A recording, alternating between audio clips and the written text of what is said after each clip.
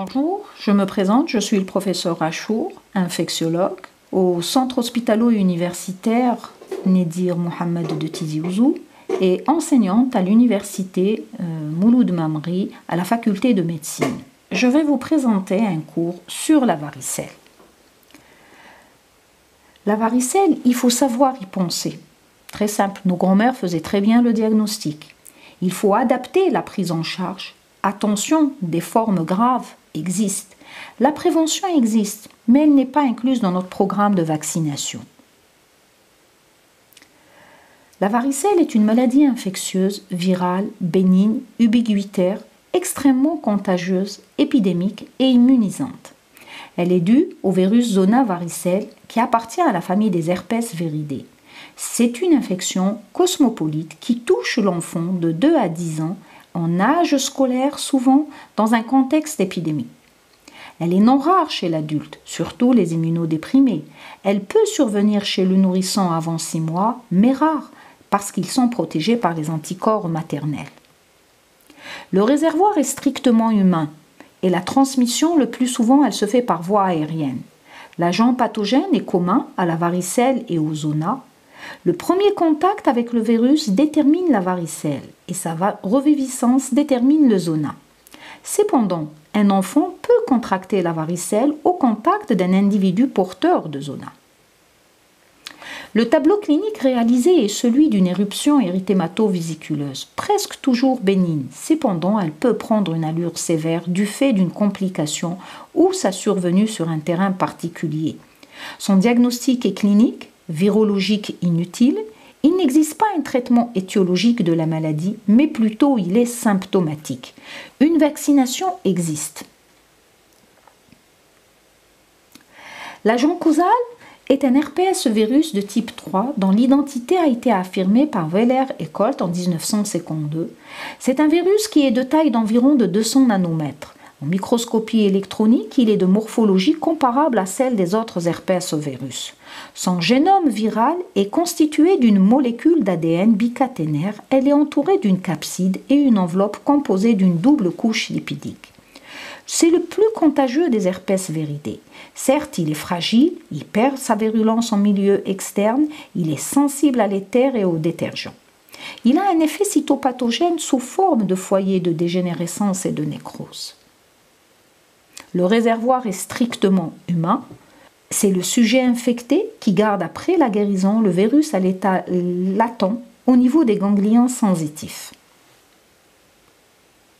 La transmission, elle est directe. Du fait de la fragilité du virus, elle se transmet à partir des vésicules cutanées, varicelle, zona, et par inhalation des gouttelettes de fluide. Il est également disséminé par flux d'air d'une pièce à l'autre. La contagiosité, elle commence 1 à 2 jours avant le début de l'éruption et se poursuit jusqu'à la phase de cicatrisation. La contamination transplacentaire est prouvée et la possibilité d'une embryophétopathie est signalée de façon exceptionnelle, heureusement. La transmission du virus zona varicelle à travers le placenta peut se faire tout au long de la grossesse. Les modalités épidémiologiques, elles reposent sur l'âge. Il faut savoir que la varicelle est une infection obligatoire de l'enfant. Elle se voit dans 90% des cas entre 1 et 14 ans, avec 50 à 60% des cas entre 5 et 9 ans. Environ 5% des cas surviennent après l'âge de 20 ans. Elle s'observe rarement avant l'âge de 6 mois car le nourrisson est protégé par les anticorps maternels et peut s'observer chez l'adulte lorsqu'il échappe au contagion pendant l'enfance. Le sexe, elle touche les 2 sexes sans différence. La saison, elle débute en fin d'hiver et au début du printemps. Les sujets à risque sont les immunodéprimés ainsi que les immunocompétents. Pour les immunodéprimés, s'ils sont porteurs d'une néoplasie, d'une hémopathie maligne, ils sont sous traitement à base de corticoïdes au long cours, ils sont porteurs d'une greffe d'organes. La varicelle est fréquente et potentiellement grave sur ces terrains. Elle a comme effet spécifique sur la grossesse chez la femme enceinte avec un risque accru de pneumopathie et chez l'enfant à naître. Avortement et mort fœtale, risque de 3 à 6% en cas de contamination avant la 24e semaine de grossesse. Un syndrome de varicelle congénitale risque de 2% en cas de contamination, surtout entre la 13e et la 20e semaine de grossesse, avec des anomalies cutanées, oculaires, neurologiques et musculo-squelettiques. Pour la varicelle néonatale, le risque est de 25% en cas de contamination du péripartum avec forme grave, pouvant être létale dans 20 à 30% des cas. Le risque est d'autant plus élevé que l'éruption maternelle est proche de l'accouchement. Sur le plan physiopathologique, après la contamination respiratoire, la durée de la période d'incubation est en moyenne de 14 jours. Il faut savoir que le virus zona varicelle atteint la peau et les muqueuses par dissémination hématogène. Il se réplique dans les kératinocytes où il provoque un effet cytopathique et il est responsable de la formation des vésicules typiques de l'éruption. La varicelle est immunisante, mais malgré la persistance des anticorps pendant plusieurs années, le virus zona varicelle reste à l'état latent dans les ganglions sensitifs des nerfs crâniens et rachidiens. Le réservoir est strictement humain.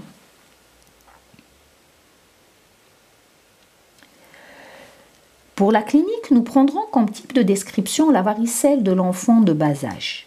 Il y a une incubation, une phase d'invasion et une phase d'état. Pour l'incubation, elle dure environ 14 à 16 jours avec des extrêmes de 10 à 20 jours. Elle est silencieuse. Tandis que la phase d'invasion, elle est brève, environ 24 heures et se manifeste par un fébricule de 38 degrés Celsius, des céphalées, voire un malaise général et le plus souvent elle peut passer inaperçue.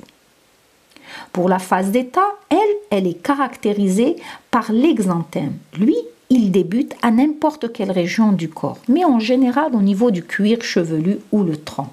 Il s'étend sans ordre et touche en dernier la face. Elle épargne les paumes des mains et les plantes des pieds. Elle est très prurigineuse et l'aspect clinique passe par plusieurs phases. C'est dire une macule au début qui est arrondie ou ovalaire de quelques millimètres, parfois prenant un aspect papuleux, puis apparaît sur cet élément une vésicule caractéristique de la maladie à contenu clair, de taille variable, peu étendue et dépressible avec un aspect de goutte de rosée. En 24 à 48 heures, le contenu devient trouble, sans être purulent, sauf en cas de surinfection. Dès le deuxième jour, l'élément se dessèche et se recouvre d'une croûtelle brunâtre au fond de la vésicule, lui donnant un aspect ombiliqué. La croûte s'étend et tombe au 5e, 6e jour, laissant place à une cicatrice arrondie rouge, avec coexistence d'éléments d'âge différents. C'est la spécificité de la varicelle, des éléments d'âge différents. Des cicatrices peuvent rester si les lésions surinfectées sont grattées. Elles permettent souvent un diagnostic rétrospectif. Quant à l'énanthème, il doit être recherché. Il est souvent discret, il est fait de vésicules qui vite sont rompues et remplacées par des érosions superficielles douloureuses entourées d'un halo rouge. Elles intéressent surtout la muqueuse buccale, en particulier le voile du palais, entraînant une certaine gêne à l'alimentation. Plus rarement, elles sont au niveau de la conjonctive et s'accompagnent d'une douleur et une irritation locale. On le rencontre rarement au niveau de la vulve ou du prépuce, signalé parfois par des brûlures mictionnelles.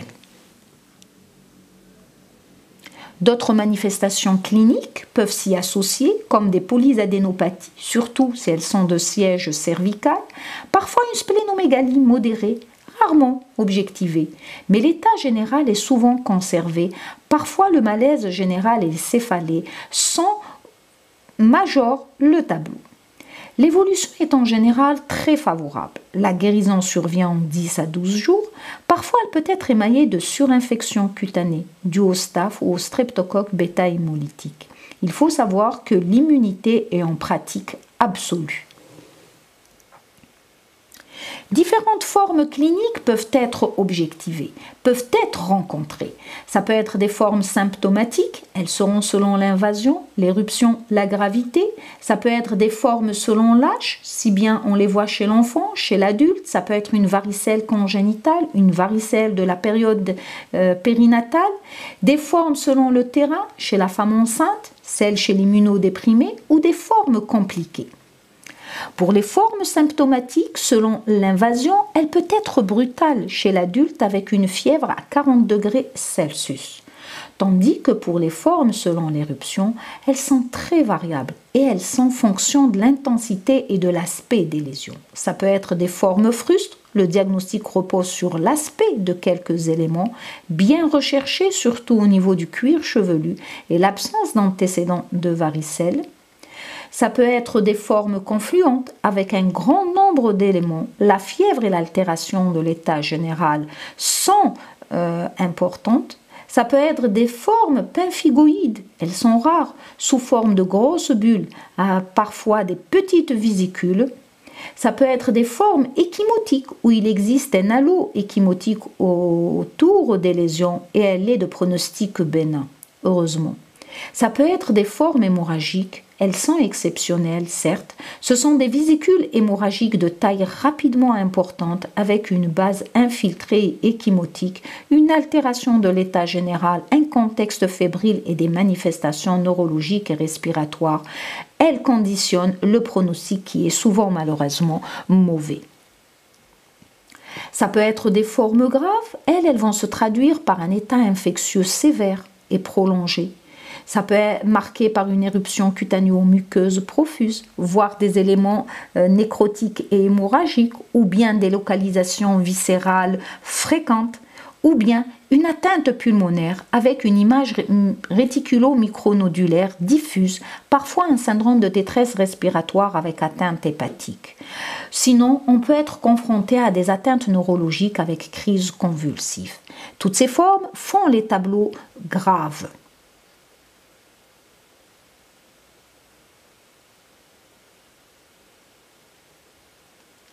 Les formes selon l'âge, nous avons la forme de l'adulte. Elle est caractérisée par des signes généraux, parfois intenses. L'adulte fait volontiers une forme sévère avec une éruption profuse généralisée. Il est également plus exposé aux localisations pulmonaires avec un risque important de pneumopathie varicelleuse.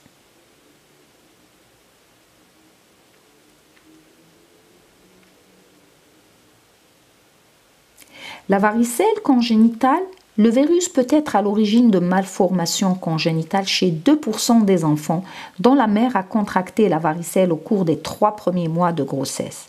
Ces observations exceptionnelles peuvent s'associer chez le nouveau-né des lésions cutanées cicatricielles, des lésions oculaires ou une atrophie corticale avec risque mortel très élevé.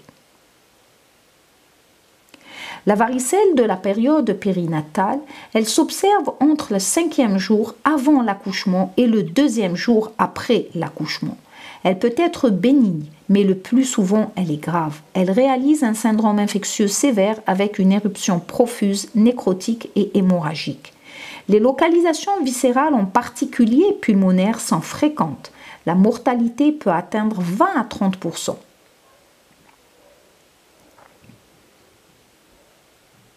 La forme de l'enfance, c'est la forme bénigne, c'est la plus observée parmi nos patients. Les formes selon le terrain, c'est d'abord la forme chez la femme enceinte, avec un risque de pneumopathie varicelleuse élevé, conditionnant le pronostic qui devient alors péjoratif, avec un taux de mortalité qui peut atteindre les 40%. Il y a un risque de contamination fœtale ou lors de l'accouchement. Il y a un risque abortif en cas de varicelle grave avec un risque d'embryofétopathie avant la 24e semaine d'aménorrhée. Chez l'immunodéprimé, c'est surtout chez les leucémiques, les sujets atteints de lymphome ou les VIH ou les patients sous corticothérapie à long cours. Elle réalise un tableau infectieux sévère avec une éruption qui prend un aspect nécrotico-hémorragique, les localisations viscérales, notamment la pulmonaire, l'hépatique et la neurologique, sont fréquentes, voire carrément des tableaux de consommation intravasculaire disséminés, c'est dire un tableau de CIVD. Ce sont des formes gravissimes dont le pronostic a été amélioré par les antiviraux. Heureusement. Vous avez une iconographie d'un enfant immunodéprimé qui a fait une forme rare, grave, avec un état infectieux sévère, avec aspect des lésions d'aspect varioliforme. C'est une éruption profuse, ulcéro-nécrotique. Les formes compliquées, ce sont des surinfections qui peuvent s'accompagner d'une impétigénisation, voire possibilité d'évolution vers une cellulite. Elles sont favorisées par l'absence de soins locaux corrects et la fréquence du grattage. Le Staphylococcus aureus et le streptocoque du groupe A, ce sont les germes les plus incriminés.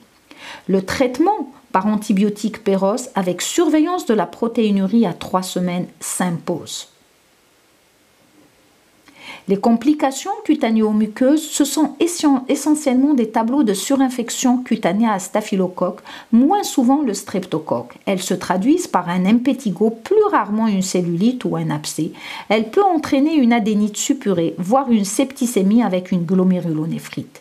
Les complications des muqueuses, elles, sont à l'origine de conjonctivite suppurée, rarement une kératite, une stomatite, une vulvite, une laryngite, une entérocolite ou une gastrite. Il faut savoir que des complications pulmonaires s'observent, soit par son action directe réalisant la pneumopathie varicelleuse, elles peuvent être contemporaines de l'éruption ou réaliser cliniquement un tableau de toux avec dyspnée, hémoptysie, tachycardie et cyanose, amenant alors le malade à tableau de syndrome de détresse respiratoire aiguë dont l'évolution peut être fatale. La radiographie montre des micronodules diffus dans les deux champs pulmonaires qui persistent plusieurs mois après la guérison. Les pneumopathies varicelleuses, elles peuvent être évolutives avec bilatéralisation des lésions et un syndrome de détresse respiratoire.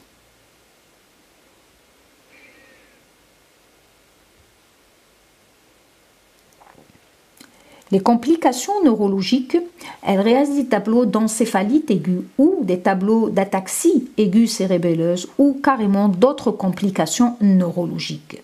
Ça peut être pour les encéphalites aiguës, après une période de fièvre, de céphalée et de vomissement, apparaît un trouble de la conscience avec des crises convulsives ou des signes neurologiques avec des signes méningés. L'APL retrouve un LCR qui est normal ou présente une lymphocytose discrète ou modérée sans anomalie de la biochimie. L'électroencéphalogramme est souvent altéré. La tomodensitométrie cérébrale est l'objectif des lésions hypodenses avec un vol entier symétrique. L'évolution vers la mort se fait dans 5 à 25% des cas, soit avec des séquelles dans 15% des cas. Quant à l'ataxie aiguë cérébelleuse, elle peut se voir. Elle se manifeste vers le 3e à 5e jour. Elle est caractérisée par son installation qui est brutale, avec un EEG normal, un LCR qui peut être normal ou une discrète lymphocytose peut être retrouvée. Elle guérit sans séquelles dans les 10 à 15 jours. D'autres complications neurologiques peuvent émailler. Ça peut être un tableau de névrite optique isolé ou associé à une encéphalite. Ça peut être une polyradiculonévrite réalisant le syndrome de Guillain-Barré où l'évolution, heureusement, est le plus souvent favorable.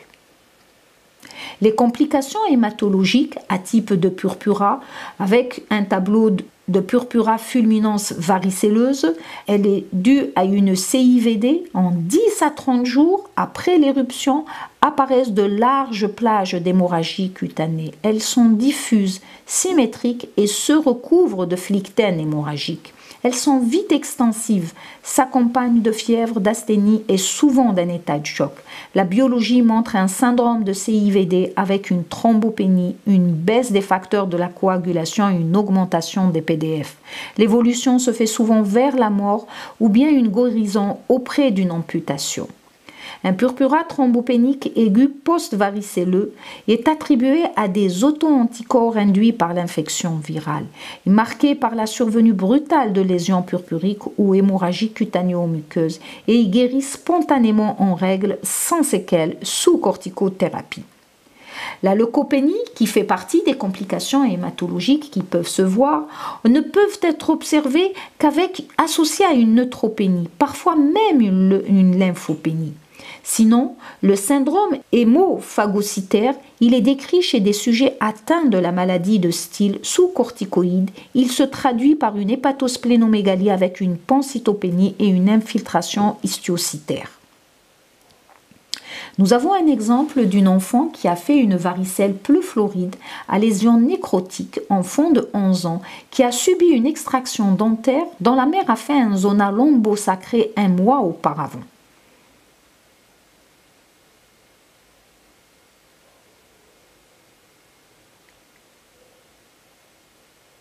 Le syndrome de Rey. Le syndrome de Rey au cours de la varicelle se définit par l'association d'une encéphalopathie avec un trouble de la conscience et ou des crises convulsives et une hépatopathie avec cytolyse de survenue brutale, sans cause apparente. La varicelle est apparue comme une cause possible de la survenue du syndrome de Rey, favorisée par la prescription des dérivés salicyliques. Il semble que ce syndrome serait la manifestation d'une maladie métabolique jusque-là latente qui devient symptomatique après une infection virale. Autres complications qui peuvent se voir, qui peuvent émailler l'évolution au décours d'une varicelle, c'est l'atteinte rénale avec un syndrome néphrotique. Il peut être précoce et de bon pronostic. Ou bien une atteinte cardiaque, elle est exceptionnelle avec une myocardite et ou une péricardite. On peut être confronté à une pustulose de Kaposi. Elle est généralisée et se voit surtout chez le sujet eczémateux. On peut avoir une orchite ou une arthrite.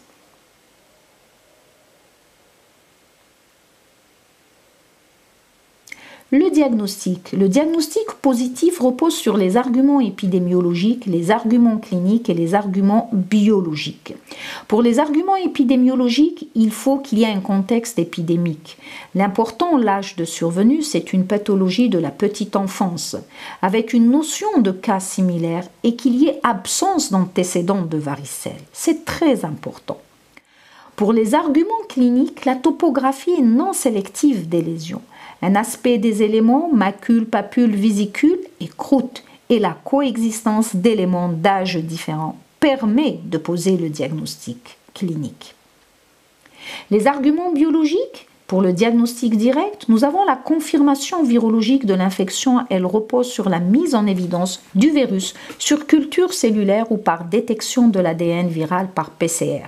Le diagnostic rapide d'infection virus zona varicelle est réalisé à partir de cellules épithéliales obtenues par échantillonnage de la base d'une vésicule. Il est révélé par des méthodes d'immunohistochimie.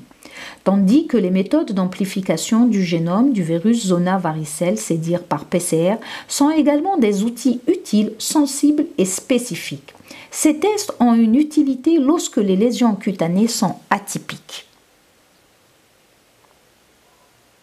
Le diagnostic indirect, il repose sur des tests sérologiques qui permettent un diagnostic rétrospectif en mettant en évidence la présence d'anticorps spécifiques contre le virus zona varicelle de type immunoglobuline G. Les méthodes de détection des anticorps de type IgM manquent de sensibilité et de spécificité. Sinon, il existe plusieurs méthodes de détection des anticorps virus zona varicelle de type IgG. La méthode standardisée le plus couramment utilisée est la méthode Enzyme Linked Immune Absorbent Assay ELISA.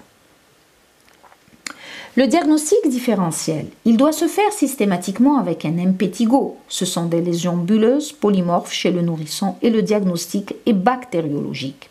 Avec des lésions herpétiques, ce sont des lésions vésiculeuses disposées en bouquet généralement sur la muqueuse buccale, débordant sur les lèvres. Avec le syndrome de pied-main-bouche dû au virus Coxsackie qui touche l'enfant sous forme de vésicule ou macule rouge, s'entendant en 24 à 48 heures associé à une stomatite ulcéreuse. Le syndrome de Stevens-Johnson qui peut prendre un aspect vésiculeux. Le traitement curatif, il n'y a pas de traitement étiologique. Il est en réalité essentiellement symptomatique. Ainsi, la varicelle simple, en cas de fièvre, donner le paracétamol est indiqué. Pour le prurite, un antihistaminique, voire un sédatif. Couper les ongles courts et régulièrement nettoyer.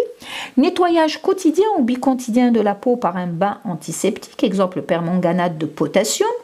Sur les éléments cutanés, on peut utiliser de l'éosine aqueuse à 2% ou de l'exomidine en solution. En cas d'énénanthème, on utilise des bains de bouche ou de l'eau bicarbonatée. Le talc, les pommades sont contre-indiquées en raison de l'irritabilité locale. Les talcs, les pommades sont contre-indiquées en raison de l'irritabilité locale. Dans les formes compliquées, en cas de surinfection bactérienne, on a recours aux antibiotiques. En cas d'impurpura fulminans à une héparinothérapie. En cas de convulsion, un anticonvulsivant. La teinte pulmonaire nécessite, outre l'antiviral, l'aciclovir, une oxygénothérapie, voire une ventilation assistée. L'aciclovir, qui se présente en comprimé, en ampoule, injectable, en crème, en pommade ophtalmique, posologie de 10 mg par kilo toutes les 8 heures, en perfusion d'1 heure, pendant 7 à 10 jours, doit être entrepris dans les premières 48 heures. Il a comme effet secondaire une néphrotoxicité, rarement une anxiété, un tremblement ou un syndrome confusionnel. Le traitement préventif, il est important puisqu'il y a des risques épidémiques. La contagion est très élevée. Il faut procéder à une éviction scolaire jusqu'à cicatrisation des lésions. En milieu hospitalier, isolement strict. Les varicelleux ne doivent pas être gardés dans des services où séjournent des immunodéprimés. Place de la vaccination anti-virus Zona varicelle. Un vaccin vivant atténué a été développé en 1974. Il a comme effet secondaire 4% de rash au site d'injection, d'éruption varicelleuse modérée, 15% de fébricule et 24% de gêne au point d'injection. La vaccination procure une immunité à 90% après dosage des anticorps, mais ne confère pas une immunité aussi complète. 15% des enfants vaccinés ont développé une varicelle après contact varicelleux. Ce vaccin permet surtout de diminuer le risque de survenue de zona, soit chez l'enfant immunodéprimé, soit chez le sujet âgé. En conclusion, nous dirons, le virus Zona varicelle est responsable de 2 maladies distinctes. La varicelle en est la manifestation de primo-infection. Elle reste une maladie ubiquitaire extrêmement contagieuse et le plus souvent bénigne. Et sa reviviscence est le Zona présenté dans un second cours. Merci.